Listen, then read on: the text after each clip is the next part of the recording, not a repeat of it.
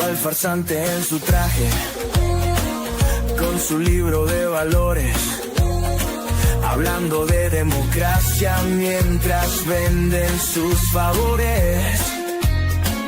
Pero Jairo ya lo cuenta, desenmascara su teatro.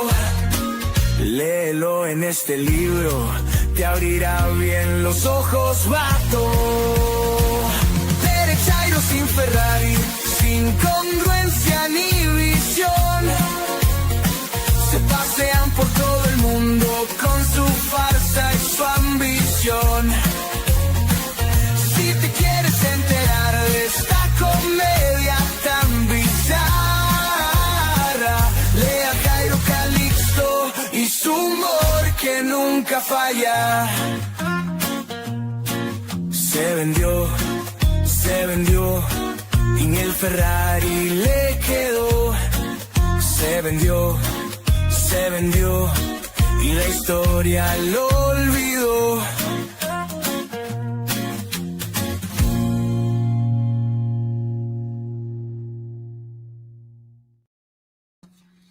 Amigas, amigos, amiguis, amigues, amix, todos ustedes bienvenidos a Sin Tonsura en su versión nocturna, donde tenemos, como siempre saben, bueno, pues conversaciones con gente interesante, hablamos de libros, de películas, de muchas cosas con personas muy interesantes que tienen algo distinto, diferente, disruptivo que decir.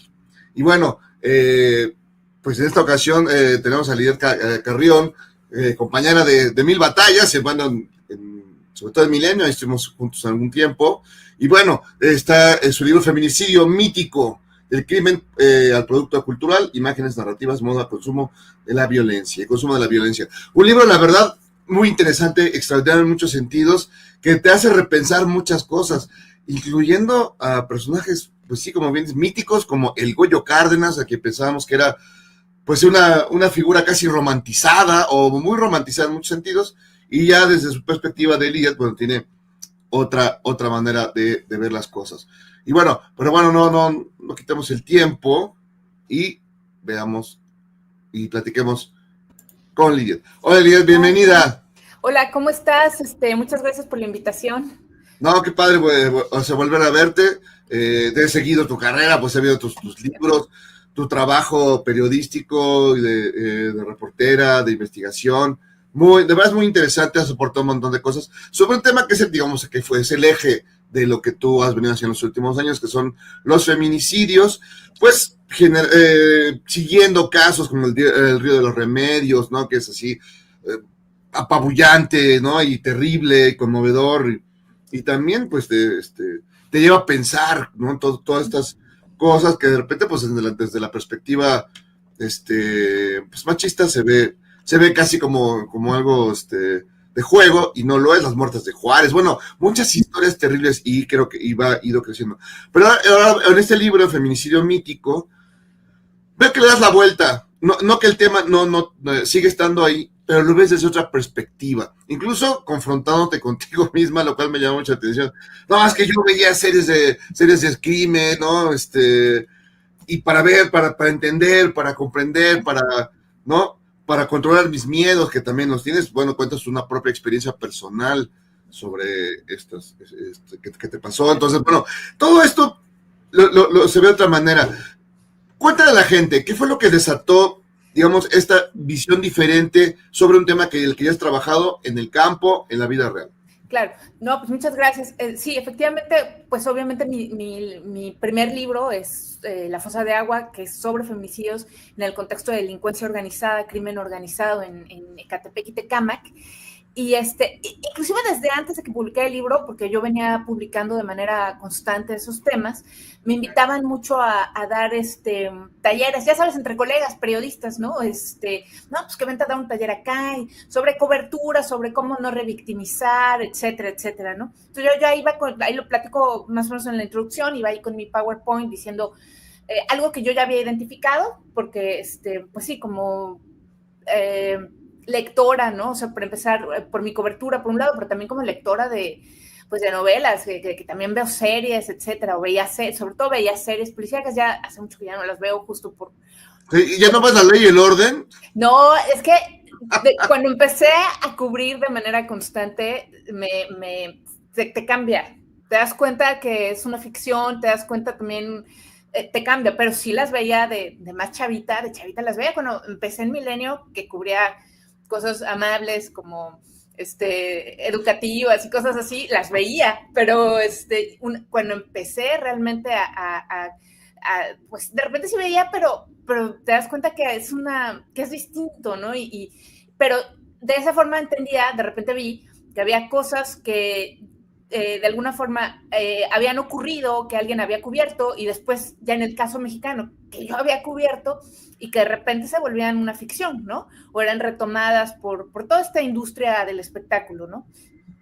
Que aquí, ojo, yo no quiero ser moralina, porque además el espectáculo es necesario, o sea, la sociedad, los individuos necesitamos de momentos de reflexión, más sobre todo en poblaciones que trabajan tanto, ¿no?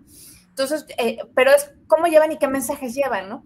Entonces, bueno, pues yo iba ahí con mis PowerPoints dando estas coberturas y ponía el ejemplo justo de la Dalia Negra, inclusive yo le llamaba la cultura de la Dalia Negra, donde pues hubo un feminicidio en aquel momento terriblemente mediático en Los Ángeles del 47, de la posguerra, y de repente había pasado, se había convertido en novela, serie de televisión, película, pero lo último es que se había convertido en un perfume, ¿no? Entonces, para mí era como, o sea, ¿en qué momento pasamos? O sea, esto no puede estar bien en ningún, ¿no? Pero una periodista, el problema es que no me acuerdo quién fue, porque se lo tendría que dar. Si lo dices ahí, que no te acuerdas. Tendría que dar su nombre. Me dijo, si estás ahí, dinos quién eres. Dinos quién eres, sí. Dijo, oye, pero es que además esto se lo venden a mujeres, ¿no? También traía, por ejemplo, muchos publicidad de zapatos, no sé si se pueden decir las marcas, de sí, no. O sea, zapatos eran muy caros, ¿no? Entonces dije, ay, además lo venden a mujeres, ¿no? Porque yo todavía decía, bueno, en una fantasía muy retorcida para hombres, pero ¿por qué las mujeres vamos a comprar zapatos o un perfume, no? Entonces ahí, pues me vinieron preguntas, y pues me puse a reportear, ¿no? Forma parte también de un proceso académico en donde traté de hacerme del mejor marco y andamiaje teórico, ¿no? Para darle una explicación coherente, no es solo, ¿no? O sea, hubo mucho feedback, hubo mucho investigar realmente.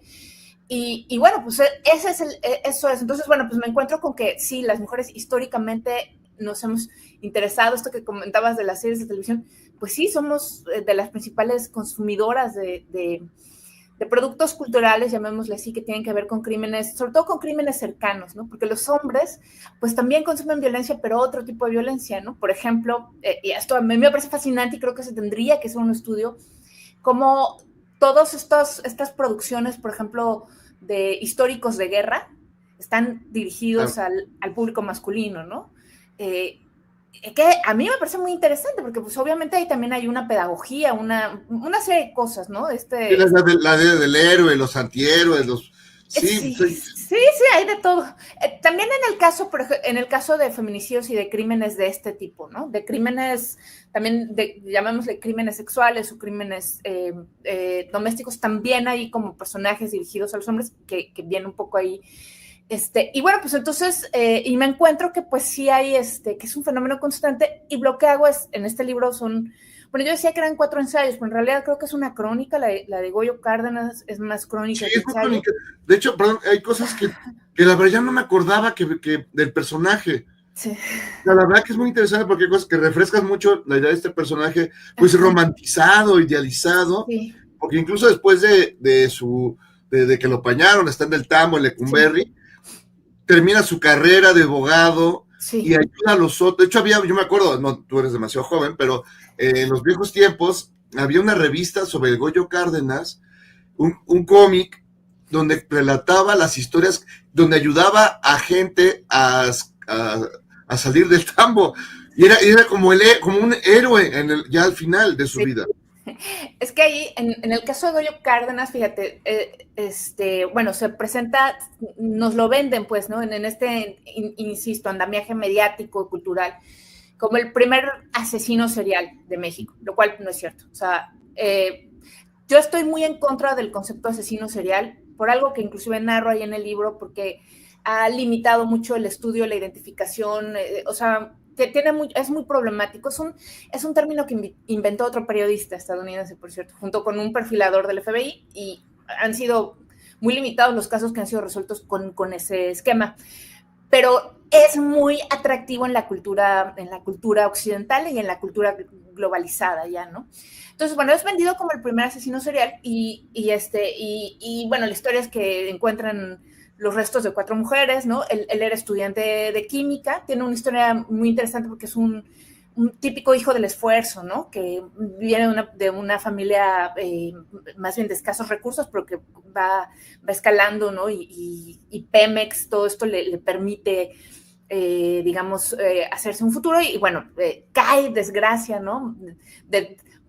Debido a las malas mujeres que se toparon en su camino y lo obligaron a matarlas, ¿no? Casi, que es un poco el discurso que él empieza a ejecutar.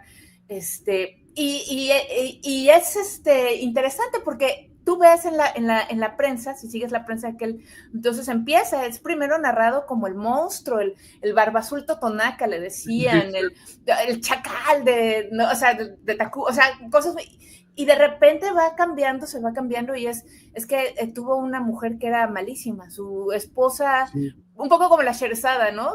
Esta mala mujer lo hizo odiar a todas las mujeres, cosas que yo he escuchado al cubrir casos de feminicidio y que hasta la fecha en algunos casos sirven como atenuantes, ojo, ¿no? O sea, no, sí sirven como atenuantes. Y el caso es que al final queda, inclusive en papers académicos, la historia es que la exmujer de Goyo era una maldita, ¿no? Pero tú ves... Al principio era virgen, ¿cómo es posible que fuera virgen? Ajá. Es una cosa muy torcida. No, pero además, no, ella es una sobreviviente, casi la mata, ¿no? Pero todo eso se perdió. Entonces, bueno, yo platicando con colegas, digo, yo amo a mis colegas, ¿no? Mis colegas, o sea, los reporteros, reporteras, porque sabemos, ¿no? O sea, lo difícil que es conseguir información y lo apasionante que es y lo mal pagado que, o sea, todo, ¿no? Entonces hay una solidaridad muy grande, pero les empiezo a preguntar, oye, porque te tengo que contar una cosa que es así. Esa crónica en realidad para mí era un apunte para explicar que el fenómeno de que las mujeres estaban interesadas en esto también ocurría en el caso mexicano, porque lo tenía súper documentado en el caso estadounidense, pero no en el mexicano. O sea, era una cosa como, pero me encuentro con esto porque les empiezo a preguntar a mis colegas, ¿alguien tiene el expediente? Y Tom, sí, se tardaron como 2 días. Y yo en ese momento estaba de vacaciones, dije, pues voy a ir al archivo, ¿no? Porque alguien me pasó dónde estaba el archivo. Entonces encuentro el archivo, lo leo, y para cuando me llegó por 2 lados diferentes el expediente que se rolaban mis colegas, pues el expediente estaba mutilado, el que nuestros colegas, o sea, se rolaban. Y lo que estaba totalmente excluido eran las declaraciones de identificación de las mujeres, del caso de una amiga de una de las trabajadoras sexuales que fue asesinada, que decía, es que Goyo la conocía, ¿no? Y yo, pero ¿esto por qué lo borraron? ¿Por qué nadie lo retomó, no? Y la declaración de Sabina, que además es, pues, con un síndrome de no sé, como o sea, porque ella no quiere hablar mal de él, pero lo que va contando es, pues, que casi la mata, que le provocó un aborto, o sea, cosas muy graves. Y digo, ¿y esto por qué? Pues no lo tomaron en cuenta ni los psiquiatras, solo uno, Quirós Corán, toma lo de la ex esposa, no toma el otro caso. ¿Pero por qué lo borraron, no? Y entonces, pues se volvió, eso que iba a ser un apéndice, se volvió una crónica acerca también de cómo todas estas historias. Y luego, además, lo más interesante es que colegas, digamos, de aquella época, los periodistas de los años 40, pues tuvieron acceso a toda esta información, pero tú ves cómo se va decantando y se va borrando en la historia que van contando conforme van pasando los días, ¿no? Entonces, bueno, no sé, a mí la verdad se me hizo muy interesante, pero pues también muy doloroso, ¿no? Porque... Y al final, claro, queda este hombre héroe caído que odiaba a las mujeres por su ex esposa y porque amaba a Graciela, y Graciela o sea, ya una historia que no tiene correspondencia con la realidad, y bueno, lo que tú cuentas, ¿no? Que se vuelve un personaje, sí. Pues sí. Sí, a mí me tocó como el miedo que tenía, a mí me espantaban con el Goyo Cárdenas. No quieres hacer esto, pues te pueda perseguir el Goyo Cárdenas. Pero, pero sí, luego el idealizado y romantizado como un hombre bueno que ayudaba a los más, que había estudiado, que era inteligente y que había estudiado en la cárcel y que era abogado desde ahí, que había... Entonces ya decías, no, pues bueno, tuvo un pequeño desliz. Sí, nomás mató a 4 mujeres en un mes. Nada más. Ahora, me gustaría que como que explicas un poquito esta idea. ¿Por qué el asesino serial no te parece un concepto que es algo que se ha manejado, sobre todo en la cultura occidental, ¿no? Todos tenemos una lista interminable de asesinos seriales, la cual más de criminal y terrible. Hay películas, hay series, de todos ellos, y siempre se maneja esta idea. Incluso, ahorita me llamó la atención que decías que no se ha ayudado ese perfil del FBI. Al final recuerdo mucho a un André, pues lo tengo muy presente, el asesino, llamado asesino serial ruso, Andrei Chikatilo. Creo que es el que más personas ha matado, parece, pero bueno, pero no, los rusos, los soviéticos no tenían una idea de cómo entrar a este tema, porque pues en la Unión Soviética no podía haber asesinos seriales, esto era otra idea, ¿no? Bueno, cuéntanos un poquito. Esas cosas las leía justo cuando era chavita, antes de entrar como periodista, y tenía esta idea de me tengo que informar, que es un poco parte de este interés, que hay otros ganchos por lo cual se vuelve un interés, llamémosle femenino, no estoy de acuerdo con la palabra, pero sí, digamos que puede competir como a las mujeres en este consumo de productos culturales con esta carga de violencia. Sí, no estoy segura de que él haya sido el más. Hay un colombiano que mató como a 200 niños y violó y torturó a otros 200. Él es menos, que se da en contextos de guerrilla, de paramilitares. Mi impresión es que en México debe haber algunos de esos. ¿Por qué? Porque la discusión platicando con un criminólogo muy de la línea que yo soy, pues, ¿no? De hay que tener el contexto social. Ojo, los soviéticos no querían aceptar eso porque la idea de su criminología era, o sea, había esta discusión de por ejemplo, digamos, en Occidente, en el capitalismo, la idea es que el individuo es responsable completamente, ¿no? Y digamos, en aquel momento, en el bloque socialista, si se resuelven las cosas sociales, ya no hay esto, ¿no? Y la realidad casi siempre es bastante dialéctica. Entonces, usualmente, socialmente, si hay un contexto social menos violento, que ojo, que quién sabe si en la Unión Soviética, yo creo que sí había contextos de violencia estructural que no se atendieron, por eso se cayó finalmente, ¿no? Sí disminuye muchísimo la violencia, eso es real.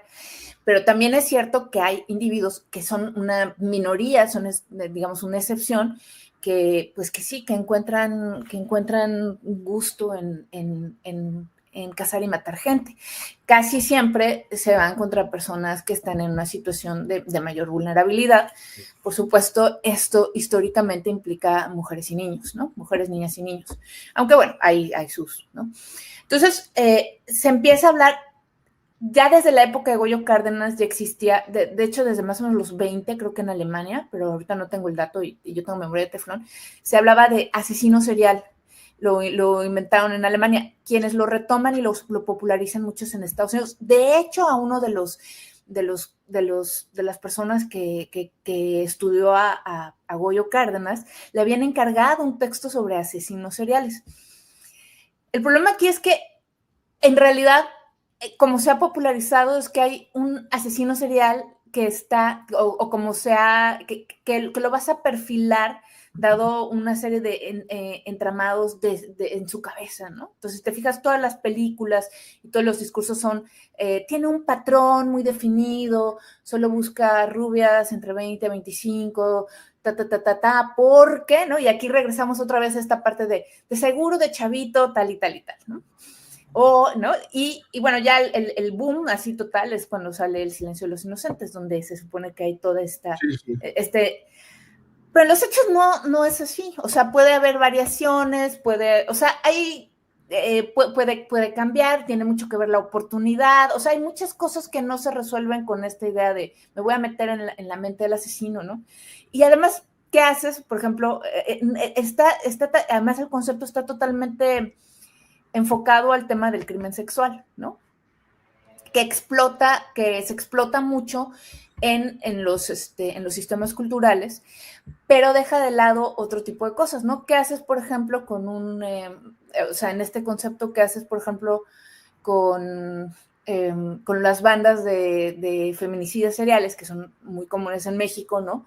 Que están en contexto de crimen organizado, ¿no? Ahí en donde acaba el Claro. placer, o sea, entonces hay una serie de discusiones, y por último, generalmente a estos depredadores se les ha identificado, se les ha hecho como, se les ha logrado combatir por medio de otro tipo de investigación que no es el perfilamiento psicológico, porque están como muy desactualizados en ese tema, ¿no? Entonces hay todo este tipo de cosas son las que son muy problemáticas, pero mi principal problema, porque yo en todo esto no soy experta, yo soy una simple reportera, ¿no? Que estudió comunicación. Mi problema es la distorsión que da en cuanto al momento de difundir o de denunciar problemas de violencia, ya sea de violencia, hay otro concepto que se propone a diferencia del asesino serial, que es y ahorita se me olvidó, asesino múltiple o algo así, o sea, que mata, ¿no? Sí. Y que de lado invisibiliza otros fenómenos que son importantes y que además da una distorsión acerca de en dónde se debe poner la atención, que es un poco lo que narro ahí en el caso de los feminicidios en Juárez, ¿no? Ahora, hay también, digamos, esa parte de los mitos. Sí. A mí me llama mucho lo de Sherezada, me llama mucho la atención porque también, como lectura, tienes idealizada, ¿no? Sí. Es decir, claro, este señor necesitaba encontrar a alguien interesante y para eso se escabechó 8,000 personas, 8,000 mujeres. Y tú lo pones claramente feminicida. Eso no tenemos asociado a esa lectura que es prácticamente para niños, ¿no? A veces, claro, tiene sus momentos más sensuales, o otros, pero asociarlo a este personaje como un feminicida, a mí me rompió mi esquema, claro, pero también pienso en Sherezada, ¿no? Como representante de estas mujeres que encuentra en el cuento, en las historias, la manera de evadir la muerte terrible que le esperaba si no lo hacía bien, ¿no? Sí. ¿Cómo llegas a ese término? Claro, bueno, bueno, lo primero que debo decir es que y aquí voy a citar a un autor que se llama Edward Said, que él escribió sobre, por ejemplo, era un crítico literario, que hizo un estudio muy profundo acerca de cómo se habían utilizado estos grandes clásicos europeos del siglo XIX, inicios del XX, que eran maravillosos, pero que de alguna forma denotaban todas las taras y repercusiones y toda la ceguera de los imperios, ¿no? En particular, él se concentró en el imperio inglés y en el francés, ¿no? Y él decía en una parte que creo que lo quiero repetir, que es, o sea, decía él, estoy hablando de libros que yo amo, porque finalmente la cultura también tiene una parte, y es una parte que a mí me gustaría luego explorar, pero ya en el futuro no está en este libro, que también trata de buscar como los elementos más altos de una cultura, ¿no? O de un pueblo.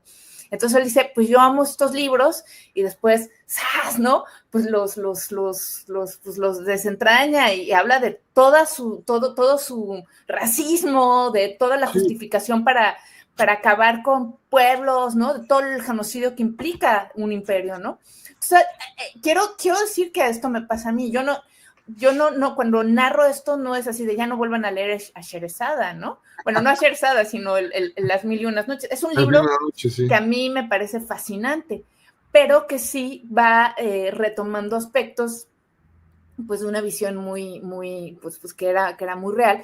Que era muy real en el sentido de que ese era el mensaje, ¿no?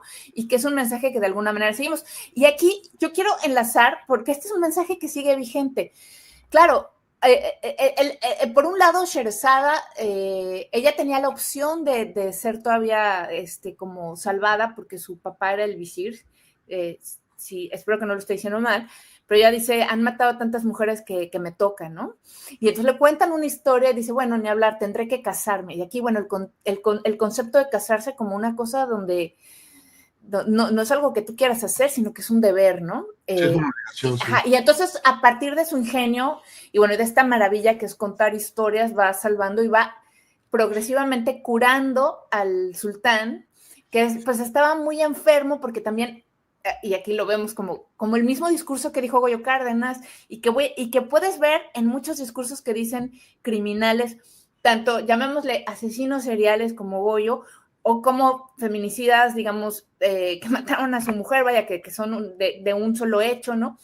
Es que no he conocido una mujer que sea buena, todas son sexualmente infieles, ¿no? Que es un tema ahí, ¿no? Como, o sea, es una mujer sexualmente infiel, ¿no? Bueno, pues ya merece la muerte, ¿no? No. Sí, y, o dudosas, ¿no? Por eso pues, la idea del serrallo, entonces por eso tenían eunucos, y bueno, es decir... Sí, no, pues brutal, ¿no? Entonces, bueno, ella lo va a curar de ese dolor o esa herida, y eso se repite en un montón de cuentos, ¿no? Se ocurren, o sea, que te habla pero además, como digo, yo no estoy diciendo no lo lean, porque a mí me encanta leer de todo, y me encantan los cuentos, pero hay un mensaje ahí que, bueno, que tenemos que ser conscientes un poco, ¿no? Que es, si tú eres lo suficientemente inteligente y buena, a ti no te va a pasar, ¿no? Que ese es otro, digamos, de los mitos. Es mucha chamba. No, pero además te lo crees, ¿no? Sí, o sea, sí, digo, sí. como chava te lo crees, no, pues si soy suficientemente buena y soy suficientemente lista y especial, si soy Clarice, inteligente, lista, el asesino serial me va a querer, ¿no?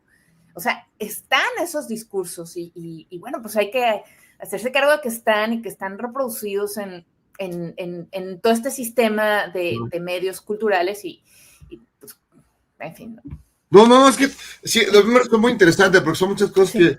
que uno no les da vuelta, que ya están incrustadas en pues sí, digamos, tu psique, tu alma, porque te tocaron leerlos, pero no los veías desde esa perspectiva. Entonces, incluso te digo la historia de Goyo Cárdenas, que ya uno la decía, no, pues claro, es un señor que, pues sí se le va la onda bien gacho, pero al final se resultó buena persona, ¿no? Entonces se te olvida de otros, pasas de largo temas y muy importantes. Ahora, aquí me llama también la atención lo que, digo, tienes muchas cosas interesantes, Lacan, que también están, porque además el título es, un subtítulo es La vagina dentada. Bueno, ahí, Poco. sí, bueno, yo ahí cito, en el segundo ensayo, o más bien el primer ensayo después de la crónica de Goyo Cárdenas, pues trato de hacer una especie de recolección, sobre todo de la representación del feminicidio en Occidente. O sea, mi premisa es, y mira que lo digo como periodista que se dedicó muchos años a cubrir feminicidios, ¿no? O sea, cuando nosotros damos cobertura a los feminicidios, por supuesto hay un tema de denuncia, pero también tendemos y es una cosa inconsciente, como acomodar la historia a partir de moldes que tenemos como inconscientemente incrustados, ¿no? Por eso es tan difícil de repente romper las narrativas, porque la otra cosa que yo me preguntaba es, ¿por qué si ya tomaron tal y tal y tal y tal talleres de mis colegas, por qué sigue pasando esto? ¿Y por qué me pasa a mí? O sea, si yo no me cuido, me pasa a mí, hago cortocircuito, ¿no? Entonces, dije, pues tengo que ver qué mitos han pervivido, ¿no? Entonces, leo mucha gente, entre ellos leo a Rita Laura Segato, que a mí me parece, ella es muy conocida, muy famosa por el trabajo que hizo en feminicidios, pero es además muy buena antropóloga, que ha hecho cosas bien interesantes sobre decolonialidad. Y ella propone, ella dice que básicamente hay como distintos niveles de patriarcado, hay unos suaves y unos duros, ¿no? Digamos a nivel mundial, no solo en Occidente, sino a nivel mundial. Y dice que hay 5 mitos, básicamente, que se repiten más o menos en casi todas las culturas. Uno de ellos es la vagina dentada. Entonces, yo había escuchado esto porque se atribuía eso, por ejemplo, a casos de violencia sexual contra mujeres en India, porque tienen un mito sobre la vagina dentada. Nos dije, ay, qué raro lo de la vagina dentada, no lo había escuchado. Pero bueno, aquí en nuestro continente, en nuestra región, hay mitos similares, entonces retomo uno del Chaco argentino, que es actual Argentina, donde se cuenta un poco esta idea de cómo las mujeres en un tiempo mítico tenían unos dientes en la vagina, entonces los pobres hombres podían ser, bueno, ya sabes, ¿no? Entonces había que primero como domarlas, mutilarlas, ¿no? Entonces, vaya, digamos como tratando de entender de dónde vienen todas estas, esta forma de disciplinamiento que tiene que ver con cómo nos debemos comportar, en este caso las mujeres, y con este que yo le llamo ambiente feminisigénico, donde hay como mensajes todo el tiempo de qué puedes hacer y qué no puedes hacer a partir de los ejemplos de feminicidios que estamos consumiendo todo el tiempo, ¿no? Por supuesto, hay violencias también en otro sentido para los hombres, insisto, el tema de la guerra que yo no me he metido a estudiar, no he hecho eso. Creo que ahí tendría que haber una investigación similar a esta. Lo que yo quise hacer fue una hermenéutica, ya sé que suena así muy mamaluco, no sé si se puede decir groserías aquí, pero esa fue mi intención, ¿no? No. Entiendo, porque además, es que además, pues también hay este otro absurdo, bueno, el excesivo, ¿no? Y se reduce a, si hay un día de la mujer, ¿por qué no hay un día del hombre? Sí, claro, también nos están matando. Pues sí, hermano, pero es otras cosas, es diferente, es muy distinto. Y claro, lo que dices, pues, los asesinos múltiples, los asesinos en serie y demás, o los feminicidas, pues claro, buscar personas que sean pues más endebles, que no puedan defenderse de mejor manera. Por ejemplo, el clásico de meter con uno de tu tamaño es un clásico que no sé, que en estas cosas no aplica, ¿no? Más bien se mete con personas más débiles, claramente, lo cual pues nos han llevado a casos horribles. O estructuralmente más vulnerables, ¿no? Claro. O sea, digo, puede haber, yo creo que ese es el tema, ¿no? Un estado de vulnerabilidad, un estado de indefensión en un momento dado, pues es sí. Insisto, este disciplinamiento a partir de estos discursos, ¿por qué no tenemos un Sherezado, no? Pues el otro, por ejemplo, otro de los mitos de los que hablaba Rita Segato era el de las Amazonas, ¿no? Este mundo mítico en donde las mujeres eran demasiado libres, pero también eran demasiado problemáticas, ¿no? Entonces, ¿qué hay que hacer? Pues muy guerreras y, claro, no se dejaban. Sí, en fin, hay muy... Por eso ese ensayo, que a mí me gustó mucho hacer, porque fue como más lúdico, con esta idea de un mundo en donde a lo mejor no había nada de eso, ¿no? A partir de, pues, ¿existió, no existió? ¿Quién sabe, no? No lo sabemos. Sí, porque también entras al mito de Clitemnestra también, sí. ¿No? Que también, digamos, cuando vas enumerando la serie de cosas que van pasando, digamos, yo fui dando vueltas y dije, pues sí, claro, es otra perspectiva, ¿no? Es otra mirada, porque el mundo, los héroes son los hombres que se van y van a luchar a la guerra, ¿no? Y se enfrentan a sus enemigos, ¿no? Pero, y los idealizamos, ¿no? Y creo que con Clitemnestra pasa lo contrario. No, bueno, ahí lo interesante, y regresamos al tema de la guerra, como este disciplinamiento también de violencia para los hombres, es que muchas de las guerras inician con un feminicidio.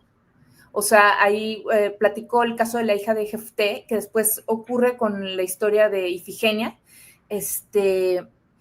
donde el hombre para ganar una guerra tiene que sacrificar a lo primero que llegue, ¿no? A lo primero que salga a recibirlo desde su casa. Entonces llega la hija.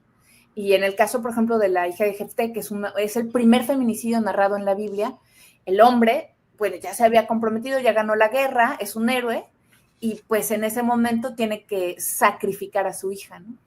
Y en el caso de Ifigenia es lo mismo. Entonces, para salvar a Helena, tienen que sacrificar a una hija que es Ifigenia. Entonces, ahí, bueno, pues es de nuevo otra vez estas narrativas que traemos todavía cargando, ¿no? Y que, pues, se trata de hacerlas conscientes, no se trata de moralizar, más bien después de proponer tal vez nuevas narrativas, es muy difícil porque, vaya, hay un apego, inclusive, ¿no? A mí me encantan los mitos griegos, pero sí son... ¿no? Sí, no, mira, ahorita pensé, Helena de Troya, ¿no? Uh-huh. La culpable es ella, ¿no?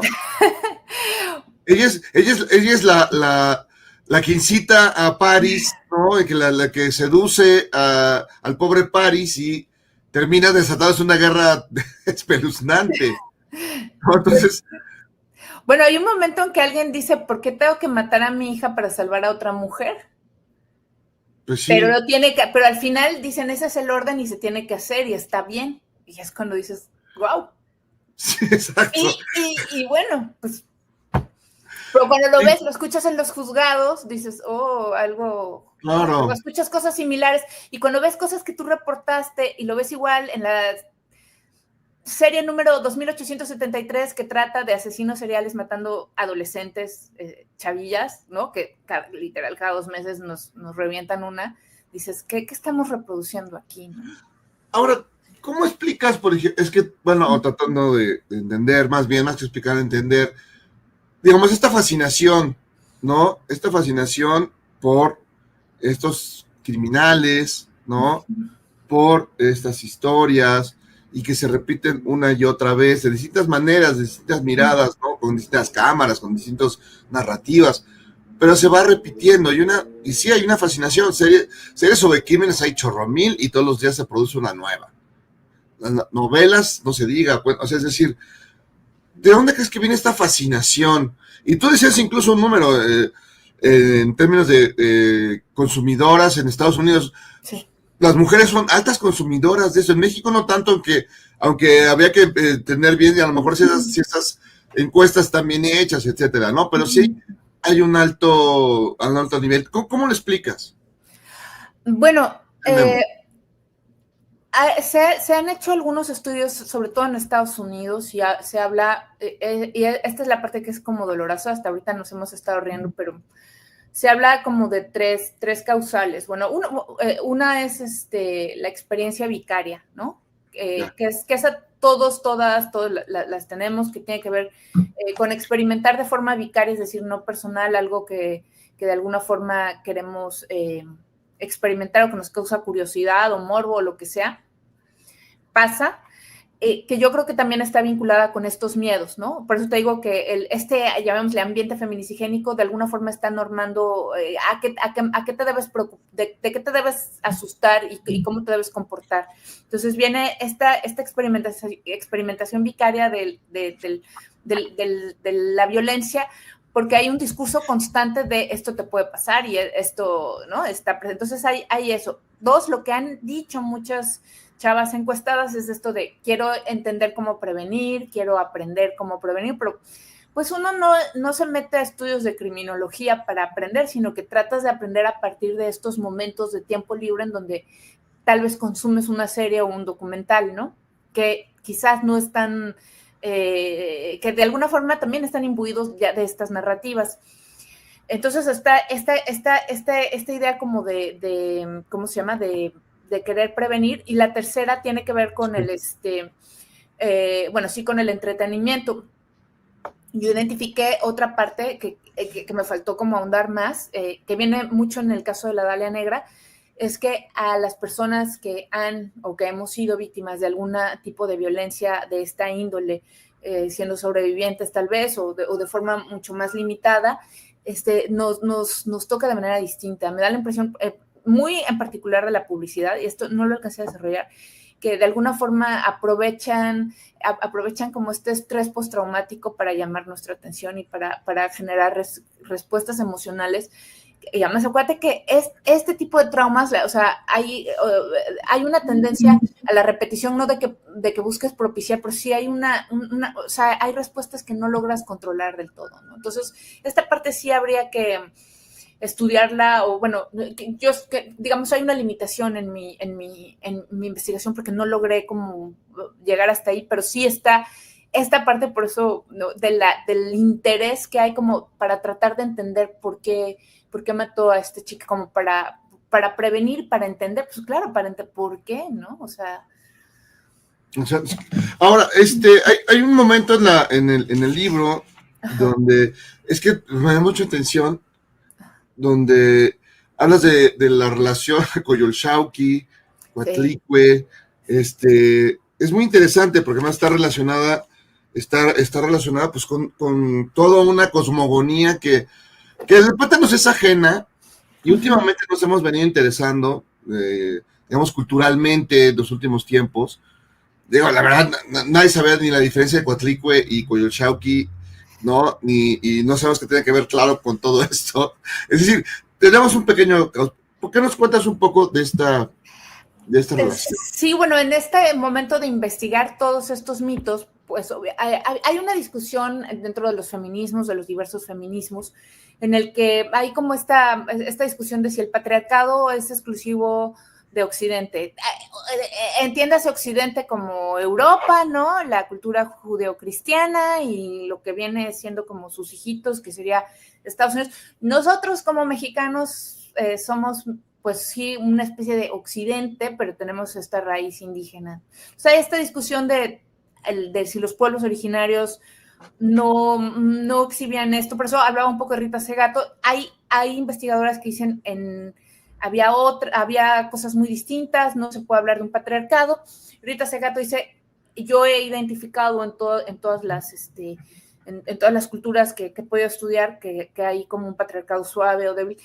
Yo no, como periodista, como reportera, que los límites de mi investigación no me dan para pronunciarme, porque creo que es una cosa que no se debe tomar a la ligera, pero hasta donde logré investigar, también tomé, para hacer la investigación, no está citado ahí, pero también tomé un estudio, un libro muy interesante que hablaba justo de estos temas, y ellos concluían eso, que había como patriarcados suaves y débiles, ¿no? Dentro de los débiles y duros.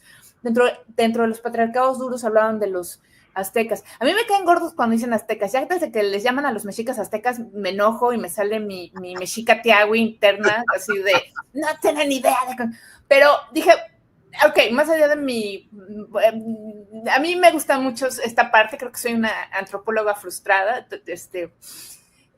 me puse a leer y bueno, sí, lo que sí tenían los mexicas es que sí eran muy guerreros, ¿no?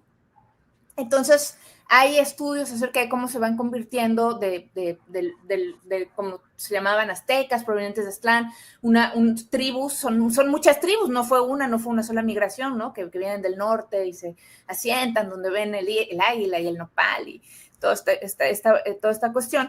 Y digamos, dentro de sus mitos es que su dios, Huitzilopochtli, que es el dios de la guerra, ojo, es el dios del sol y el dios de la guerra, les promete que se va a hacer cargo de ellos y dicen si hacen lo que él les dice y se asientan donde se van a sentar.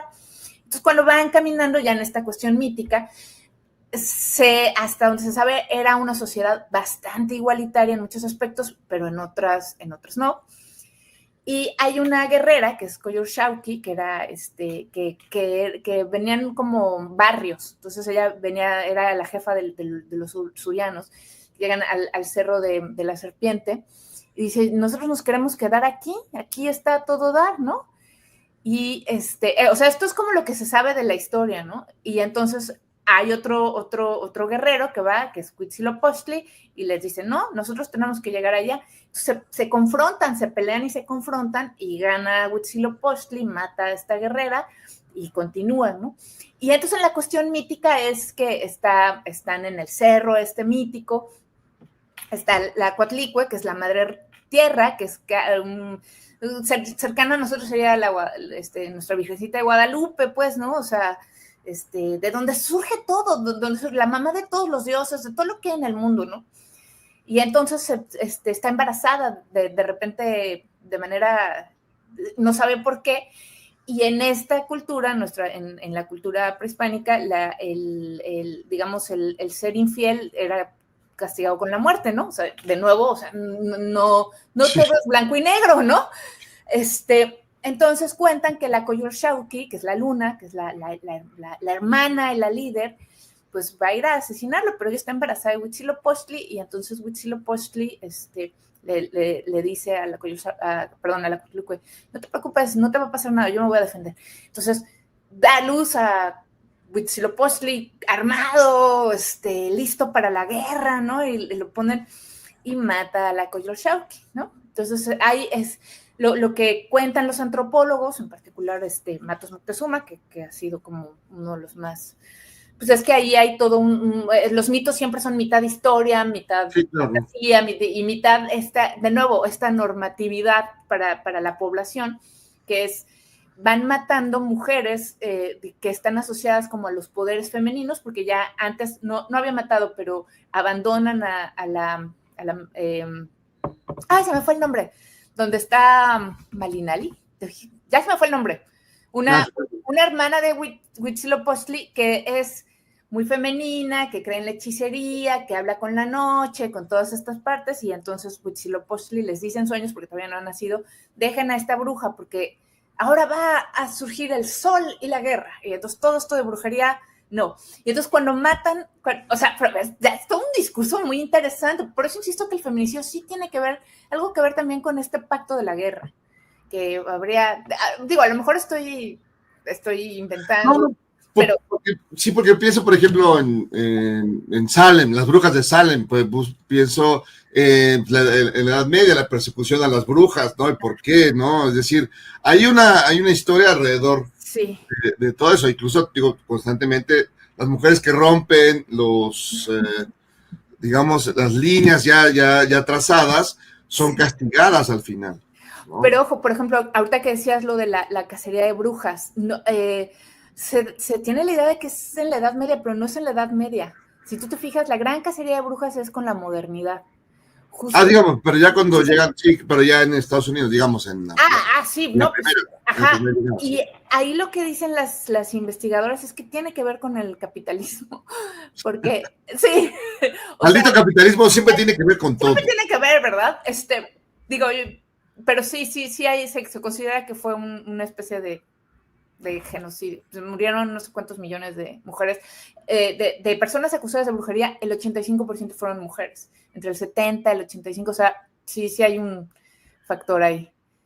Entonces, pues bueno, pues viene un poco ahí, ¿no? O sea, cómo se van normando cosas a partir de esto. Ahora, digamos, toda esta investigación, todo este trabajo, esta reflexión, ¿a dónde, digamos, qué es lo que quieres llevar al lector? ¿Qué es lo que le quieres como... Digo, por supuesto, no estás dando lecciones de nada, pero sí, no. Pero sí hay una idea de dar una reflexión sobre qué, de la cultura y la relación con los mitos y el feminicidio. Bueno, lo primero, por ejemplo, en los dos últimos capítulos, que es el de la Dalia Negra y el caso de los feminicidios en Juárez, había un interés cuando los escribí, que son como los más flaquitos, había este interés de entender cómo pasa un feminicidio o muchos feminicidios, como el caso de Juárez, que están siendo reportados en la prensa, qué están haciendo los reporteros que lo están cubriendo, ¿no? Y cómo termina, en el caso de Juárez, en una línea de ropa de alta gama y maquillaje, ¿no? Y en el caso de la Dalia Negra, en un perfume, ¿no? Que duró, en el caso de Juárez fue bajado, por lo menos en México, no sé si dio la vuelta en otros lados, y en el caso del perfume, pues estuvo 10 años en el mercado, ¿no?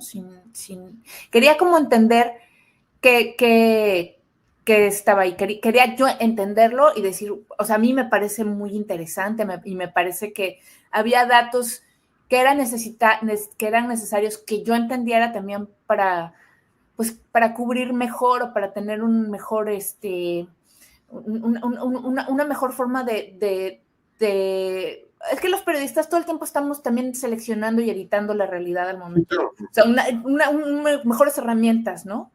Para identificar.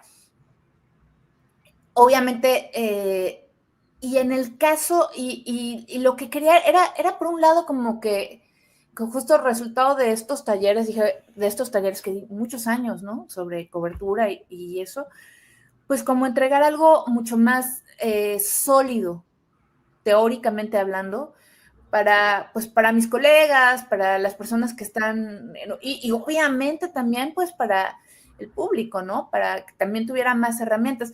Por eso insisto, creo que retomo lo de Edward Said, que él habla de colonización. O sea, yo estoy hablando, digo, no necesariamente que tal libro que habló sobre la Dalia Negra lo ame, pero sí los mitos, las historias, pues son historias que yo amo. A mí me gusta mucho leer, me gusta mucho, ¿no? O sea, me gustan mucho las historias, pero sí necesito saber qué estoy consumiendo para tener una defensa, ¿no?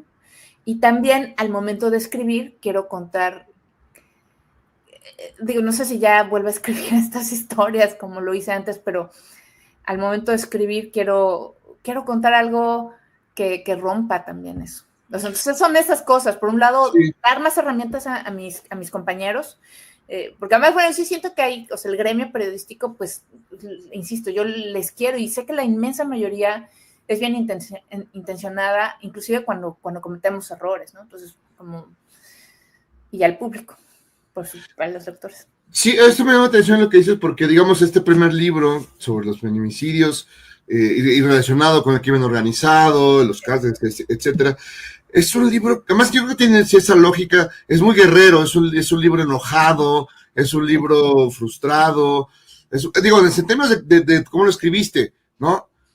Que se siente, y creo que es razonable que se sienta así. ¿Por qué? Porque las historias son espeluznantes. Son espeluznantes y están impunes, y había todo, sí, para que lo resolvieran. Había todo. Sí. Sí, y eso se entiende claramente, ¿eh? De veras que no ni para nada es reproche, al contrario. Creo que está muy bien que sea así, y creo que hemos visto en los últimos tiempos muchos textos en ese sentido, porque vienen de la indignación, ¿no? Uh-huh. Y también de la frustración de que esto pudo haber resuelto de otra manera. Bueno, las muertas de Juárez es espeluznante, es decir, cuando decían, no, es un asesino que mató a todos. No, a ver, espérame. Hay una serie de circunstancias que había que nadie las quiso ver. Nadie las quiso ver. Es que sí las vieron. Lo que pasa es, y aquí es donde viene un poco esto, hay narrativas que se imponen, y justo se impuso un poco la de, en este caso tal vez no el del asesino serial, sino tal vez el de la teoría de la conspiración que había, porque además hay una cosa que es importante decir, que estos mitos y estas teorías de la conspiración resuelven emocionalmente una serie de cosas, pues que una sociedad está padeciendo. Y claro que la sociedad, claro que hay un poder fáctico por ejemplo, en estos lugares, bueno, no sé, en Juárez, en todo el país, en distintos guetos del país, donde hay quien ordena todo, pero o sea, que quien ordena todo en el sentido que tiene muchísimo poder, pero no todo se, o sea, hay cosas que se salen de eso, y había explicaciones como muy claras. Ahí, Pérez Espino, un reportero que fue de los primeros que dijo, voy a investigar esto, decía, pues era muy claro en dónde estaban desapareciendo y en dónde las tiraban, y había un tema de luminarias, pues, ¿no? Pero al llegar toda la prensa nacional, pues empiezan a hacer como discursos, que obviamente hay indicios de una cosa, hay indicios de otra, pero digamos, la forma de narrar hace que haya una respuesta que sobresimplifica fenómenos muy complejos. Y al hacer eso, por un lado, pues claro que satisface la necesidad de la audiencia de tener una explicación sencilla, ¿no? Pero por el otro lado imposibilitas digamos, una rendición de cuentas de qué se debía hacer. Y otra cosa también es que, en particular en el caso de Juárez y en el caso de la Dalia Negra, hubo un proceso de deshumanización de las víctimas. O sea, se vuelve en eso, ¿no? Claro.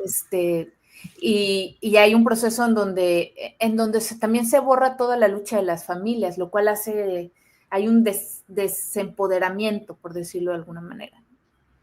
No, eso me encanta eso que dices, tienes toda la razón.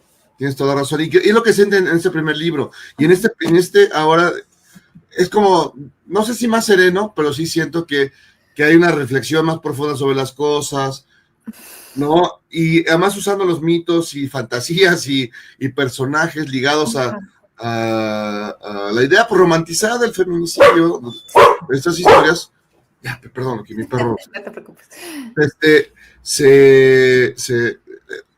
Te da uno chance de darle más vueltas, de pensarle más. Desde, pues ya sabes, o sea, uno por más que se quiere deconstruir, pues te queda te queda tu machín interno, te queda, pues sí, ahí está una estructura que patriarcal, que pues es difícil a deshacerse de ella, pero esta perspectiva te cambia, y Sí. creo que está padre eso. Mira, el primer libro es una investigación de un caso muy concreto.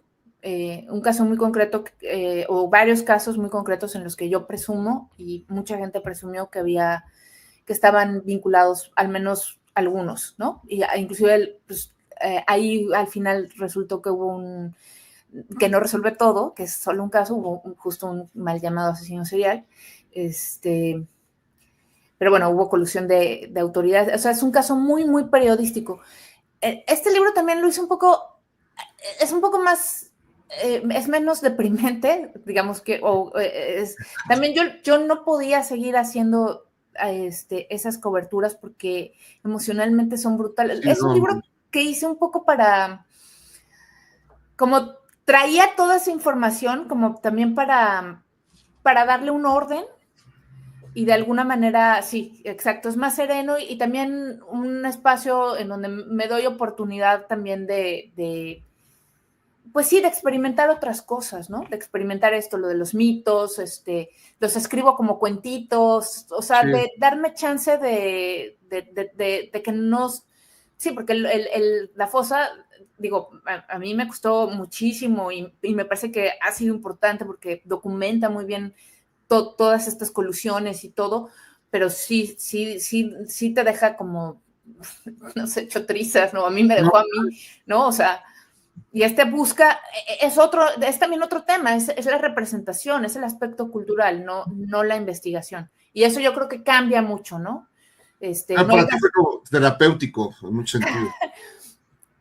no sé, no puedo decir que terapéutico porque pues es doloroso, ¿no? Es Sí, claro. triste, pero sí me permitió explorar aspectos con más serenidad. Sí, definitivamente, sí. Es que sí, y así se siente, y creo que de veras ayuda mucho a entender muchas cosas, y creo que Sí. esa parte, que además hay una parte, pues, de cierto sentido literaria, ¿no? Un poco lúdica en ciertos sentidos, y te ayuda a entender el fenómeno. Ahora, digamos, ya nos acercamos al final, Lidia, y que has investigado, y este libro y demás, ¿qué crees que hace falta o qué sería necesario para para echarle una mirada diferente al tema del feminicidio? Porque hay una parte, claro, muy importante y dolorosa y terrible, pero también hay una parte que es muy miserable en términos de cómo, ay, no, eso es de cosas muy machina, espeluznantemente machina, de menosprecio, ¿no? Sí. No, claro, esas viejas locas, ¿no? ¿Qué sé yo? Sí. Y quienes entran en ese tema son menospreciadas mucho, más bien menospreciadas casi siempre. ¿Qué habría que cambiar? ¿Qué se podría transformar? ¿Qué Híjole.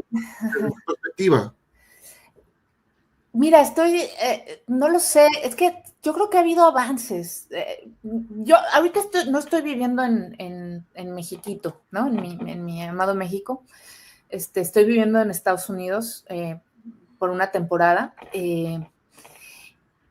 Y yo creo que, o sea, viendo ahorita, por ejemplo, aquí cómo, por ejemplo, se está súper penalizando el aborto, Sí, en Estados Unidos hay menos cantidad de representantes mujeres que, digamos, en proporción que en México. Hay ciertas cosas que, digo, en México, o sea, obviamente, no solo en feminicidio, sino en homicidio, pues México triplica la tasa de homicidio y triplica la tasa de feminicidio, pues no. Pero en Estados Unidos ni siquiera está tipificado el feminicidio, ¿no?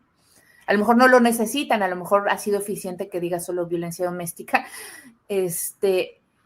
pero, o sea, por un lado, creo que sí hay que reconocer que ha habido avances, sobre todo gracias a la organización de muchas colectivas de mujeres, o sea, sí ha habido como una cosa ahí que se ha movido. Creo que los problemas de México actualmente están en y no es que no solo aplica para el feminicidio, sino por un lado en el fortalecimiento de la educación básica, que sí se le ha metido, pero sigue siendo muy, muy, muy bajo. la idea de la esperanza y de un proyecto como más alto, creo que por eso hablaba un poco de esta idea que decía Edward Said de la cultura también trata de reflejar como las cosas más valiosas de un país, de un pueblo, no de un país, porque eso sería, pero sí de un pueblo, y siento que en México hemos vivido tantos años en esta guerra y en esta crisis de violencia que nos está costando trabajo retomar las cosas valiosas que hay, y hay como no sé, como sí, o sea, bueno, además la situación es muy grave, insisto, la violencia no ha bajado, ¿no? La tasa de crímenes, la tasa de desapariciones. Y bueno, eso nos lleva a la otra cosa. La seguridad en términos generales tiene realmente que esforzarse. Y ahí sí regresaríamos al tema de la fosa de agua, ¿no? La corrupción institucional, la falta de, o sea, una serie de cosas que requieren, por un lado, mucho dinero, mucha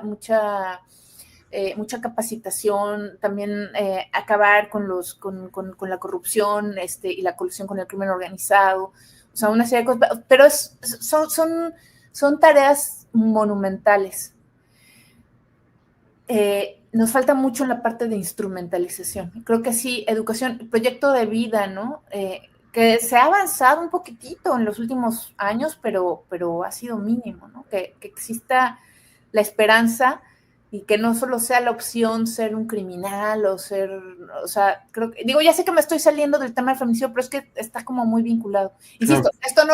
Esto no resuelve lo de los asesinos seriales, pero sí toda una serie de contextos de violencia que son necesarios atajar para poder ahora sí empezar a ver ya con lupa fenómenos más concretos, ¿no? Lidia, qué gusto platicar contigo, qué libro más interesante.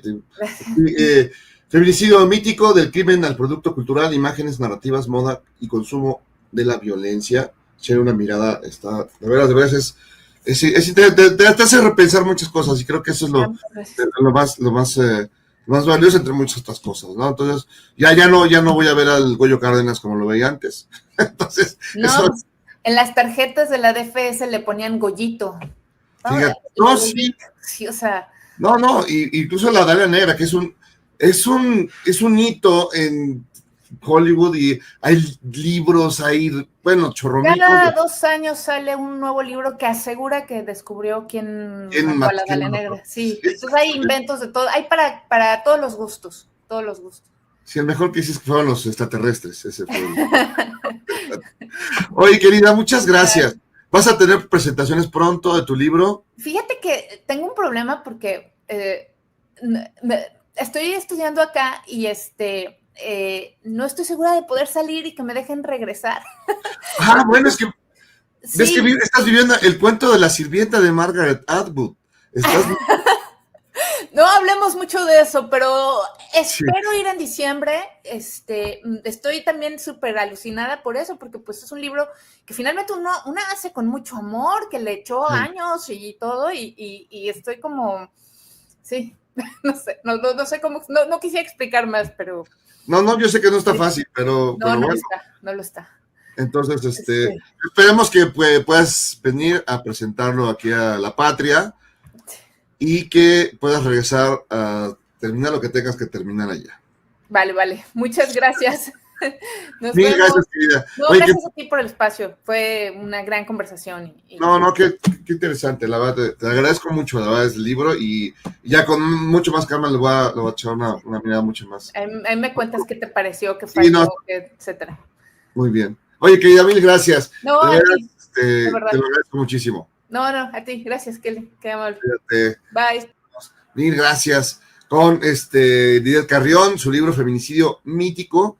De veras tienen que leerlo, es muy interesante, es un viaje hacia el interior de los mitos que luego son romantizados y que son convertidos en ya no lo reflexionas tanto, y la mirada de Lidia es muy, muy interesante. Ya saben, pongan sus likes, compartan las ligas, inviten a sus amigos y a sus enemigos también a unirse a esta club de locos, y que nos apoyen en este proyecto, y que de veras echen una mirada. Este libro de veras van a ver estas historias de otra manera, una serie de fenómenos que, bueno, hemos vivido, que son espeluznantes, pero esa otra mirada nos ayuda a entenderlo, y no solamente desde la irritación, desde el arrebato o el enojo o la frustración, sino también de otra mirada, de dónde viene, por qué existe, porque algo que parecía, para nosotros puede ser, no, hombre, pues ¿quién podría en su mente pensar que está bien matar mujeres? ¿No? Pues no. Desvivirlas, como se dice ahora, porque ya sé. Pero bueno, vean ese libro, y bueno, nos vemos pronto. Soy Jaro Calizo Albarrán, y nos vemos pronto. Pongan sus likes, déjense ahí. Se vendió, y la historia lo